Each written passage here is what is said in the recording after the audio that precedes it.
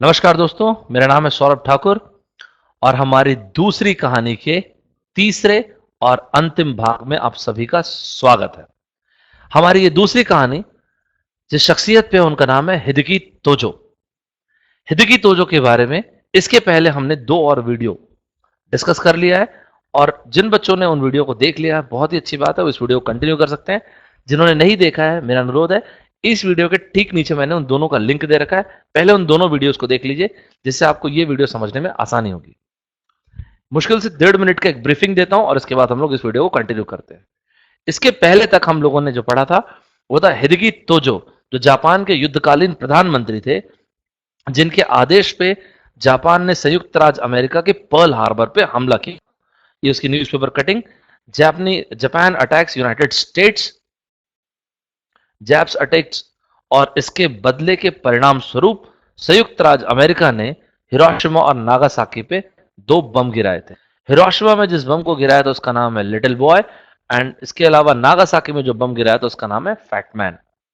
तकरीबन 4 और 5 टन के ये बम, ये दोनों नाम बहुत ही महत्वपूर्ण है, याद रखिएगा, दोनों बहुत ही इंपॉर्टेंट है। इसके साथ ही हम आज की क्लास स्टार्ट करते हैं। देखिए, अगस्त 1945 के हिरोशिमा और नागासाकी बम धमाकों ने जापान को बिना किसी शर्त आत्मसमर्पण करने के लिए बाध्य कर दिया, विवश कर दिया। और इस तरह जापान, जो पतन की कगार पे था, उस पर मित्र देशों ने, अलाइड फोर्सेस की सेनाओं ने, मुख्यतः संयुक्त राज्य अमेरिका, ये देखिए आप, जापान सरेंडर्स,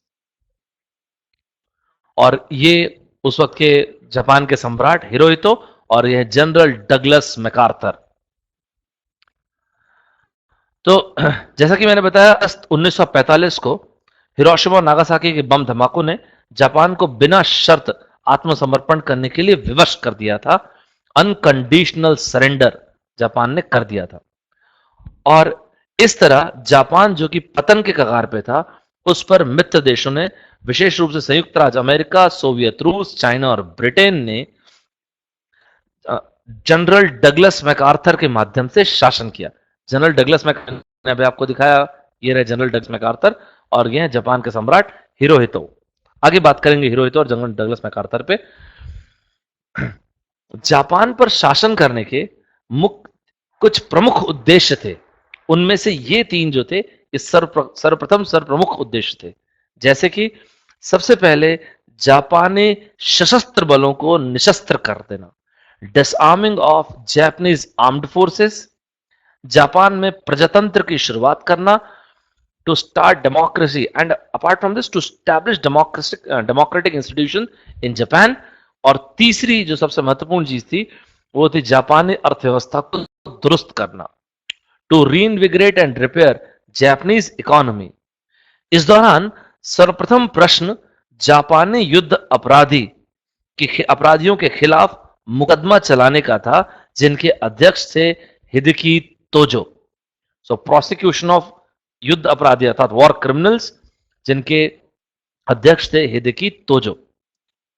हिदकी तोजो, जिन्हें रेजर का उपनाम भी दिया गया था, जो कि जापान के एक उच्च श्रेणी के अधिकारी। इसके अलावा 1940-41, 1940-1941, इस दौरान युद्धकालीन मंत्री, और 1944 तक, 1944 तक युद्धकालीन प्रधानमंत्री भी रहे। हिदकी तोजो, जिन्हें क्रूर जापानी राष्ट्रवाद, नेशनलिज्म और सैन्यवाद, मिलिट्रिज्म के चेहरे के रूप में देखा जाता है, उन्हें चीन व सुदूर पूर्व, चाइना और फार ईस्ट के लाखों नागरिकों की हत्या का जिम्मेदार ठहराया गया था। ये मैं आपको कुछ टोक्यो ट्रायल्स की, जो टोक्यो ट्रायल्स हुए थे, उसकी कुछ फोटोग्राफ्स आपको दिखा रहा हूं। ये देखिए, वॉर क्रिमिनल्स जो थे, ये थे। ये टोक्यो ट्रायल हो रहा है। ये टोक्यो ट्रायल में हिदकी तोजो बैठे हुए हैं कटघरे में। एक फ्रंट व्यू अगर आप देखना चाहें तो ये रहे हिदकी तोजो।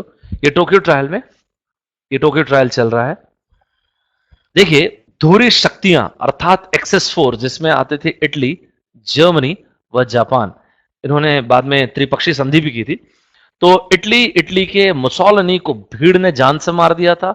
जर्मनी के एडोल्फ हिटलर ने सुसाइड कर लिया था, आत्महत्या कर ली थी, और इस तरह विश्व की नजर में द्वितीय विश्व युद्ध को प्रारंभ करने के जिम्मेदार खलनायकों में सिर्फ हिदकी तोजो ही जीवित थे। अमेरिका तोजो को द्वितीय विश्व युद्ध जिम्मेदार मानता था एक्सक्यूज मी, क्योंकि जापान को पर्ल हार्बर पर हमला करने का आदेश तोजो ने ही दिया था, जिस घटना ने अंततः संयुक्त राज्य अमेरिका को युद्ध में आने के लिए विवश कर दिया था। तो अंततः संयुक्त राज्य अमेरिका हिदकी तोजो को दोषी इसलिए ठहराया क्योंकि उसने हिदकी तोजो की वजह संयुक्त राज्य अमेरिका को युद्ध में आना पड़ा, और जापानी नागरिकों के हिसाब से हिदकी तोजो इसलिए जिम्मेदार थे क्योंकि हिदकी तोजो की वजह से जापान को ह्यूमिलिएट होना पड़ा द्वितीय विश्व युद्ध में हार की वजह से। जब तोजो की गिरफ्तारी का आदेश दिया गया तो 8 सितंबर 1945 8 ऑफ सितंबर 1945 को हिदकी तोजो ने आत्महत्या का प्रयास किया। देखिएगा, मैं आपको कुछ और न्यूज़पेपर की कटिंग दिखा रहा हूं, ये देख सकते हैं आप, ये न्यूज़पेपर की कुछ कटिंग। फॉर्मर प्रीमियर तोजो अटेम्प्टेड सुसाइड। आप और भी अगर देखना चाहें, इसको जूम करके अगर हम देखेंगे तो fires bullet into his stomach as American seek to arrest him, attempts to commit suicide. ये हिदकी तोजो है, और ये बुलेट लगने के बाद की उनकी फोटोग्राफ है, ये रहे हिदकी तोजो। देखिए, जापान के आत्मसमर्पण के तत्पश्चात आफ्टर जापानीज सरेंडर, मैंने आपको बताया अनकंडीशनल सरेंडर कर दिया जापान ने, वरिष्ठ जापानी राजनीतिक और सैन्य नेताओं को युद्ध अपराधियों अर्थात वॉर क्रिमिनल्स के रूप में गिरफ्तार करने और उन्हें दंडित करने के लिए न्यायालय अर्थात ट्रिब्यूनल की स्थापना संयुक्त राज्य अमेरिका के supreme commander general Douglas MacArthur की मदद से की गई थी। यह ट्रिब्यूनल 11 न्यायाधीशों से बनी थी। तोजो को इस ट्रिब्यूनल, इस न्यायालय के 11 न्यायाधीशों के समक्ष पेश किया गया, और तोजो पर नरसंहार, जीनोसाइड और इसके अलावा युद्ध की योजना बनाना, युद्ध की शुरुआत करना व वैगिंग वॉर, युद्ध छेड़ने जैसे विभिन्न आरोप लगाए गए। तोजो पे ये जो ट्रायल्स थे, ये 1.5 साल से ज्यादा 29 अप्रैल 1946 29 ऑफ अप्रैल 1946 से 12 नवंबर 1948 12 ऑफ नवंबर 1948 के बीच चले। मैं आपको कुछ फोटोग्राफ्स दिखाता हूं, ये देखिएगा, ये रहे हिदकी तोजो लेफ्ट में, और ये है जजेस का पैनल, ये रहे 11 जजेस, लेफ्ट में जनरल हिदकी तोजो और पैनल ऑफ जजेस ड्यूरिंग टोक्यो ट्रायल। ये पैनल ऑफ जजेस हैं 1946 से 48। इसमें से ये साहब सबसे महत्वपूर्ण है, ये है हिंदुस्तान के Radha Vinod Pal. Very very important question, double star लगा दीजिएगा कॉम्पिटेटिव एग्जाम के हिसाब से, वेरी इंपॉर्टेंट। राधा विनोद पाल। देखिए, जैसा कि मैंने आपको बताया, यह केस 1.5 साल से ज्यादा चला था, और अंततः 10-1 के फैसले द्वारा न्यायालय ने तोजो को जिम्मेदार माना और उन्हें 23 दिसंबर 1948 को फांसी दे दी गई। उल्लेखनीय यह भी है कि उस दौरान के जापान के सम्राट हिरोहितो पे कोई भी किसी भी तरह की कोई भी कार्यवाही नहीं की गई थी।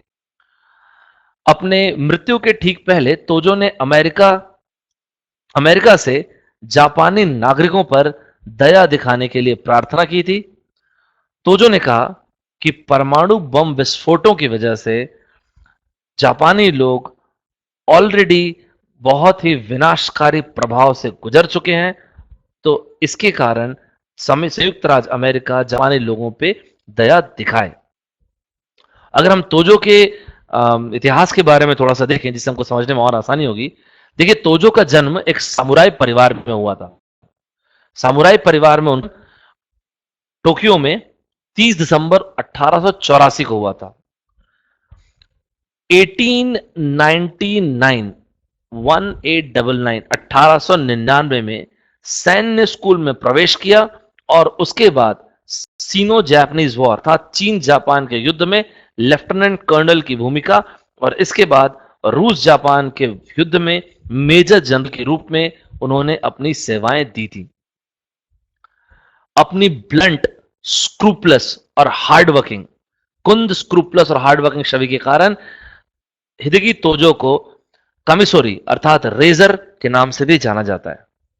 1936 में 1936 में तोजो मंचूरिया में क्वांतुंग आर्मी के चीफ ऑफ स्टाफ बनाए गए और उन्होंने हिदगी तोजो ने मंचूरिया की अर्थव्यवस्था को तेज करने के लिए अर्थात गतिशील बनाने के लिए कई प्रभावी कार्य किए और सोवियत संघ के साथ युद्ध शुरू होने के बाद जापान की सैन्य तैयारी को और पुख्ता किया और स्ट्रांग किया। देखिए, जब चीन और जापान के बीच में पूरी तरह से शत्रुता फैल गई, तब तोजो ने अपने युद्ध के प्रथम अनुभव के रूप में 2 ब्रिगेडों का नेतृत्व किया, जिसके बाद बहुत ही जल्द तकरीबन पूरा का पूरा इनर मंगोलिया जापान के नियंत्रण में आ गया। एक फोटोग्राफ और देखिएगा, ये रहे तोजो अपने सारे मेडालियंस के साथ। देखिए 1938 अर्थात 1938 अर्थात 1938 तोजो को युद्ध का vice minister, war vice minister बना दिया गया था और इसके साथ ही तोजो ने दृढ़ता से अपनी तैयारी, अपने अर्थात जापान की तैयारी कुछ इस तरह से की कि एक ही वक्त में जापान चाइना से और साथ ही साथ रशिया से 2 अलग अलग फ्रंट्स पे लड़ने के लिए किसी भी वक्त तैयार रहे। 1940 में जब जापान के प्रधानमंत्री थे फुमिमारो कोनु, उस वक्त हिदकी तोजो को वॉर मिनिस्टर नियुक्त किया गया और इसी दौरान इटली, जर्मनी और जापान ने त्रिपक्षीय संधि कर ली। मैं आपको कुछ फोटोग्राफ्स दिखाता हूं, पहले आप ये देख लीजिए। ये देखिए, Japan axis sign anti US और कुछ फोटोग्राफ्स हैं और ये भी देख लीजिएगा। ये देखिए, जापान जॉइंस एक्सिस पावर्स, मैंने आपको बताया एक्सिस अर्थात धुरी शक्तियां, अर्थात इटली, जर्मनी और जापान, ये तीनों के तीनों देश। और भी देख सकते हैं हम, ये Hitler Mussolini join Japan in world war upon America. देखिए, जापान ने त्रिपक्षीय संधि बिल्कुल कर ली थी इटली और जर्मनी के साथ। जापान की इस विस्तारवाद की नीति की वजह से धीरे धीरे जापान और संयुक्त राज्य अमेरिका यूएसए एक दूसरे से दूर होते चले जा रहे थे। विस्तारवाद नीति को सही ठहराते हुए और संयुक्त राज्य अमेरिका, ब्रिटेन, चाइना और डच के साथ कठोर दुश्मनी की आस्था के प्रति आश्वस्त होने की वजह से तोजो ने किसी भी तरह की वार्ता से बिल्कुल इनकार कर दिया। इसके अलावा उन्होंने युद्ध की मांग की संयुक्त अमेरिका से तब तक जब तक संयुक्त राज्य अमेरिका विवश होकर जापान पर लगे हुए प्रतिबंधों को हटा ना दे। देखिए, उस वक्त यह सोचा गया था कि क्योंकि तोजो को, ये मैंने आपको त्रिपक्षीय संधि के बारे में बताया, ये 27 सितंबर 1940 को थी, जैसे कि मैंने आपको बताया जर्मनी, जापान और इटली के बीच में। और ये फोटोग्राफ तो मैंने आपको दिखा दिया। देखिए, उस वक्त ये सोचा गया था कि तोजो को तात्कालिक घटनाक्रम का पूरा अंदाजा है। इसके अलावा उनका सेना पे नियंत्रण, उनकी नियंत्रण क्षमता बहुत ही अच्छी है सेना पे, और इस तरह से अक्टूबर 1941 को प्रधानमंत्री बनने व एक नया कैबिनेट बनाने का एक शाही जनादेश, इंपीरियल मैंडेट तोजो को दिया गया। देखिए, पर्ल हार्बर की घटना, जो सडन अटैक हुआ था पर्ल हार्बर पे, एक अचानक जो हमला हुआ, उसके कुछ ही घंटों के भीतर तोजो ने अपने देशवासियों को संक्षिप्त संदेश दिया, जिसमें उन्होंने कहा कि दुश्मन का सफाया करने और पूर्व एशिया में एक स्थिर नए आदेश की स्थापना करने के लिए यह राज्य एक अनिवार्य युद्ध की उम्मीद करती है, अनिवार्य युद्ध की आशा करती है। सरल भाषा में, एक युद्ध के लिए तैयार हो जाएं, ऐसा आह्वान किया हिदकी तोजो ने अपने देशवासियों से। देखिए, मैं आपको एक बात बताता हूं, हिदकी तोजो, प्रधानमंत्री या प्रीमियर हिदकी तोजो निसंदेह बेहद शक्तिशाली व्यक्ति थे, जो युद्धकालीन प्रधानमंत्री रहे, इसके अलावा कुछ वक्त के लिए गृह मंत्री भी रहे। ये बेहद शक्तिशाली थे, इसमें तो कोई डाउट ही नहीं है, लेकिन वो कभी भी बेनेटन मुसोलिनी और एडोल्फ हिटलर की तरह तानाशाह नहीं थे, वो कभी भी डिक्टेटर नहीं थे। और इसके अलावा जापान के सम्राट हिरोहितो हिदकी तोजो के अलावा भी हिरोहितो के पास काफी शक्तियां थी, इसमें भी कोई डाउट नहीं है। देखिए, दुनिया भर के युद्ध पीड़ितों के हिसाब से तोजो ही वह जापान का शैतानी चेहरा था, और इसलिए हिदकी तोजो, एडोल्फ हिटलर और बेनिटन मुसोलिनी को कई बार डेविल्स ट्राइका, इस शब्द के ऊपर एक स्टार लगा दीजिएगा, के नाम से भी जाना जाता है। देखिए, द्वितीय विश्व युद्ध के दौरान जापान के दो नेता थे, जापान के सम्राट हिरोहितो और जापान के उस वक्त के जापानी सेना के जनरल और युद्धकालीन प्रधानमंत्री हिदेकी तोजो। हिरोहितो को देश की अपमानजनक हार के लिए हमेशा याद रखा जाएगा, पर उल्लेखनीय है कि उन्हें कभी भी सत्ता से नहीं हटाया गया और युद्ध अपराधी के तौर पर उन पर कभी भी कोई मुकदमा नहीं चला।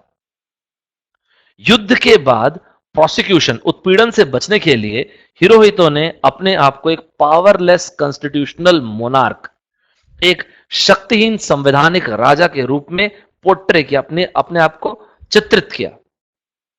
हालांकि कई विद्वानों का मानना ऐसा है कि द्वितीय विश्व युद्ध में हिरोहितो की सक्रिय भूमिका थी और अंततः 1989 में हिरोहितो का देहांत हो गया। तब तक वो राजा रहे। हिरोहितो डेफिनेटली पावरलेस तो नहीं थे। उदाहरण के तौर पे 1936 में जब जापानीज मिलिट्री लीडर्स, जापानी सैन्य नेता जब तख्ता पलट की कोशिश कर रहे थे, तो उस प्रयास को कुचलने वाले हिरोहितो ही थे। 1941 अर्थात 1941 में उस वक्त के प्रधानमंत्री फुमिमारो कनु, जब उन्होंने अपना रेजिग्नेशन दे दिया, इस्तीफा दे दिया, और उनके नॉमिनेशन ऑफ रिप्लेसमेंट अर्थात प्रस्थापन के नामांकन को खारिज करने वाले हिरोहितो ही थे, जिसकी वजह से उस वक्त के तेज तर्रार हिदेकी तोजो को आगे आने के लिए एक रास्ता मिल गया। ऐसा भी कहा जाता है कि चाइना में होने वाले रासायनिक हमलों और नैनकिंग में होने वाली हत्याओं के बारे में भी हिरोहितो को पूर्णता ज्ञान था। कई इतिहासकार ऐसे हैं जो मानते हैं, कई इतिहासकार जैसे कि आप देख सकते हैं ये किताब हर्बर्ट पी बिक्स की, Hirohito and the making of modern Japan, ये रहे हर्बर्ट पी बिक्स साहब। इसके अलावा जॉन डब्ल्यू डॉवर।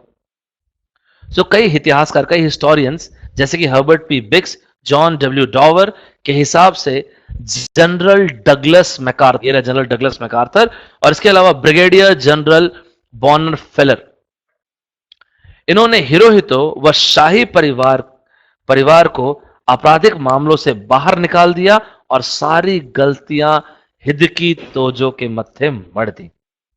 शायद यही एकमात्र तरीका था जापान पे कब्जा करने का। देखिए, जापान भले ही द्वितीय विश्व युद्ध वर्ल्ड वॉर 2 हार गया था, लेकिन उसके बावजूद जापानी लोग अपने राजा को भगवान की तरह पूजते थे, और शायद यही वजह थी कि द्वितीय विश्व युद्ध हारने के तुरंत बाद हराने के बाद जनरल डगलस मैकार्थर ने हिरोहितो को यह आदेश दिया कि वह सारे देश में भ्रमण करें और सर्वप्रथम कार्य यह करें कि अपने देश के नागरिकों को यह बताएं कि वह भी एक सामान्य नागरिक है, भगवान नहीं। देखिए, टोक्यो में, ये आप पहले देखिए, यासुकुनी श्राइन, जहां पे जापान के वॉर हीरोज, युद्ध के नायकों के कई स्मारक हैं। जैसे आप देख सकते हैं ये शिंजो अबे साहब, यहां पे यासुकुनी श्राइन में इन वॉर हीरोज, जापान के युद्ध के नायकों के स्मारकों में एक स्मारक है भारत के जज राधा विनोद पाल साहब का, और वो ये रहे। देखिए, राधा विनोद पाल की मृत्यु के 50 वर्ष उपरांत उन्हें भारत से ज्यादा जापान में एक नायक के रूप में, एक हीरो के रूप में याद किया जाता है। वे इतने बड़े हैं कि प्रधानमंत्री शिंजो अबे जब 2007 में भारत की यात्रा के दौरान उन्होंने भारतीय संसद में एक भाषण में उन्हें श्रद्धांजलि दी और फिर उनके सुपुत्र, आप ये फोटोग्राफ देखिए, प्रशांतो पाल, ये 81 वर्षीय उनके सुपुत्र हैं राधा विनोद पाल साहब के, उनसे मिलने कलकत्ता भी गए। देखिए याशुकुनी श्राइन में जो मैंने आपको फोटोग्राफ दिखाया था, ये राधा विनोद पाल, ये याशुकुनी श्राइन में राधा विनोद पाल के स्मारक के साथ यह लिखा गया है कि राधा विनोद पाल 11 सहयोगी न्यायाधीशों में से केवल एक, जिन्होंने जापान के शीर्ष युद्धकालीन नेताओं के लिए द्वितीय विश्व युद्ध के अंतरराष्ट्रीय सैन्य ट्रिब्यूनल, इंटरनेशनल मिलिट्री ट्रिब्यूनल में जो वर्डिक्ट दिया वो था नॉट गिल्टी, दोषी नहीं का गिल्टी दिया। 2007 में जब शिंजो अबे भारतीय संसद में उन्होंने बताया कि जिस साहसिक भावना का परिचय जस्टिस पाल ने इंटरनेशनल मिलिट्री ट्रिब्यूनल, अंतरराष्ट्रीय सैन्य ट्रिब्यूनल में दिया, जस्टिस पाल को जापान में एक महान व साहसिक व्यक्ति के रूप में इसके लिए हमेशा याद रखा जाएगा। लेकिन मैं आपको इसके साथ एक बात जरूर बोल देता हूं कि युद्ध के बाद के कई जापान के राष्ट्रवादी नेताओं और विचारकों ने, Japan nationalist leaders and thinkers, इन्होंने एक नायक के रूप में न्यायाधीश पाल को बरकरार रखा है और कभी कभी टोक्यो ट्रायल्स में उनकी असहमति, हमने देखा था कि जब हिदेकी तोजो पे फैसला आया था तो 10:1 का फैसला आया था, वो एक जो अगेंस्ट में थे वो राधा विनोद पाल साहब ही थे, राधा विनोद पाल। तो कई बार टोक्यो ट्रायल्स की राधा विनोद पाल साहब की असहमति की राय को विकृत रूप में तर्क बना के जापान कई बार दुनिया के सामने यह प्रस्तुत करता है कि Japan did not wage a war of aggression, rather it was a war of self defence and it was a war of liberation. ये जापान के सेल्फ डिफेंस, आत्मरक्षा की लड़ाई थी और आजादी की लड़ाई थी, लिबरेशन की लड़ाई थी। आपको मैं एक हिस्टोरियन का स्टेटमेंट जरूर दिखाता हूं, जिनका नाम है मिलिंदा बनर्जी। एक बार जरा इसको पढ़ते हैं। आउट ऑफ 11 जजेस, हमने देखा 11 जज और उसमें से एक जज राधा विनोद पाल साहब थे जो अगेंस्ट में थे इस फैसले के। उन्होंने कहा it was India's Radha Vinod Pal who gave the most controversial judgement which in certain sense exculpate का अर्थ था बाइज्जत बरी करना, the Japanese top leaders did not excuse Japanese war crimes। इन्होंने जापान के वॉर क्राइम्स को ये नहीं बोला कि ये सही था, गलत था। मिस्टर पाल ऑल्सो मेड पॉइंटेड क्रिटिसिज्म, ये सबसे महत्वपूर्ण है, of American atomic bomb on Hiroshima और नागासाकी। अगर जापान ने जो किया वो गलत था तो संयुक्त राज्य अमेरिका ने जो हिरोशिमा और नागासाकी में परमाणु हथियार, परमाणु बम जो गिराए वह भी गलत था। Pal thereby radically transformed the Tokyo trial by bringing to 4 questions of imperialism and colonial violence in which allied powers were also implicated। ये राधा विनोद पाल साहब ही थे जिन्होंने दुनिया के समक्ष इसका एक और चेहरा लाया इस ट्रायल का कि अगर जापान इंपेरियलिज्म के लिए जिम्मेदार है तो यही इंपेरियलिज्म की प्रैक्टिस वेस्टर्न कंट्रीज कई सालों से कर रहे हैं। देखिए मैं आपको पहले एक बात बता देता हूं कि हिस्टोरियन बनर्जी साहब का एक और कहना है कि प्रारंभिक योजनाओं जो थी उसके तहत भारत सिर्फ एसोसिएट प्रोसिक्यूटर को भेजेगा, यह तय हुआ था, लेकिन न्यायाधीश को नहीं भेजेगा। केवल उन राष्ट्रों को जापान के आत्मसमर्पण के लिए हस्ताक्षर, जिन्होंने जापान के आत्मसमर्पण के लिए हस्ताक्षर किए थे, सिर्फ वही देश जजेस, न्यायाधीशों को भेज सकते हैं, यह तय हुआ था। लेकिन उस वक्त वॉशिंगटन डीसी में हमारे देश के, भारत के गिरिजा शंकर वाजपेयी साहब, जिनको आज भी एक विजनरी डिप्लोमेट के रूप में बहुत ही आदर के साथ गिना जाता है, लेकिन वॉशिंगटन डीसी में उस वक्त भारत के agent, diplomat, visionary agent general Girija Shankar Vajpayee साहब, जो बाद में हमारे देश के first general secretary of ministry of external affairs 1947 से 1952 तक रहे। उन्होंने कहा कि द्वितीय विश्व युद्ध में भारत की व्यापक भागीदारी को नजरअंदाज नहीं किया जा सकता। You can not exclude extensive involvement of India, और इसकी वजह से भारत को एक जज भेजने की अनुमति दी जानी चाहिए। शुरुआत में संयुक्त राज्य अमेरिका इसके खिलाफ था, बट ब्रिटेन और न्यूजीलैंड इसके फेवर में थे। धीरे धीरे गिरिजा शंकर वाजपेयी साहब ने संयुक्त राज्य अमेरिका को भी इस चीज के लिए कन्विंस कर लिया था। देखिए, पाल साहब जो द्वारा दिया गया फैसला सिर्फ एक सामान्य फैसला नहीं था, यह एक एंटी कॉलोनियल फैसला था। यह वह फैसला था जिसने इस केस के दूसरे एंगल को भी दुनिया के सामने रखा, दूसरे चेहरे को भी दुनिया के सामने रखा।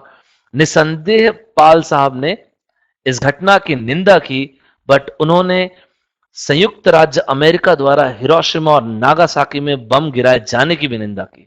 न सिर्फ निंदा की, उन्होंने कहा this is the worst atrocity. ये दोनों की दोनों, हिरोशिमा और नागासाकी में आम जनता पे बम गिराया जाना वर्स्ट एट्रॉसिटीज में से एक है। अगर आप नाजी क्राइम्स को कंसिडर करेंगे उसके बावजूद, तो जो आप ये दुनिया के सामने प्रस्तुत कर रहे हैं that you are the rightest victor, यह गलत है। तो आप एलाइड पावर्स, आप मतलब एलाइड पावर्स, संयुक्त राज्य अमेरिका, सोवियत रूस, ब्रिटेन, ये आदि सारे के सारे एलाइड पावर्स, जो आप ये प्रोक्लेम कर रहे हैं कि ईविल जापान के ऊपर बम गिरा के हमने द्वितीय विश्व युद्ध को समाप्त किया, यह शायद पूरी तरह से सही नहीं है। इसके अलावा तोजो को किस तरह से याद रखना चाहिए, एक बार एक स्लाइड इसके ऊपर भी डिस्कस कर लेते हैं। तोजो, हिदेकी तोजो, अर्थात को कई बार रेजर तोजो के नाम से भी याद रखा जाता है। तोजो साहब को इनकी ब्यूरोक्रेटिक एफिशिएंसी के लिए निसंदेह याद रखा जाएगा, लेकिन तोजो को उस युद्धकालीन प्रधानमंत्री के रूप में भी याद रखा जाएगा जिसने पर्ल हार्बर की घटना के लिए हामी भरी थी और जिसने संयुक्त राज्य अमेरिका को ड्रैग कर लिया, जिसे संयुक्त राज्य अमेरिका को विवश कर लिया कि वह द्वितीय विश्व युद्ध में आए। 1978 में 1978 में याकुसुनी में कई लोगों ने प्रदर्शन किया कि जापान में जब द्वितीय विश्व युद्ध में ऐसे लोग जो सम्राट के लिए जिनकी मौत हो गई, इंपीरियल फैमिलीज को बचाने के लिए जिनकी मौत हो गई, जिसमें हिदेकी तोजो भी एक हैं, लेकिन Hideki Tojo class a war criminals में आते हैं, तो कृपा करके हिदेकी तोजो का स्मारक वहां ना बनाया जाए, लेकिन वह बनाया गया। ये हिदेकी तोजो की पोती हैं जिनका नाम है यूको तोजो, जिनके हिसाब से ये रहा हिदेकी तोजो की यंग समय की तस्वीर।